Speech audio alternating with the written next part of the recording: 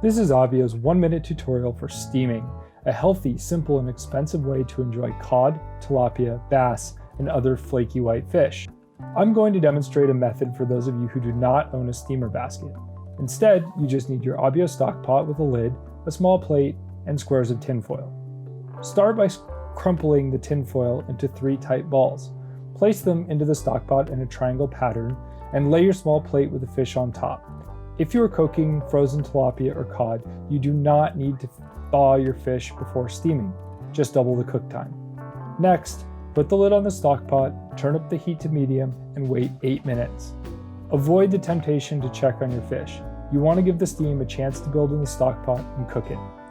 Open the lid and check the fish with a knife to see if it's beginning to separate or flake. It should flake with a little pressure, and that's how you know it's cooked correctly. Finish the fish with any of your favorite spices or simply sprinkle with olive oil, salt, and lemon for an easy and healthy approach to cooking white fish.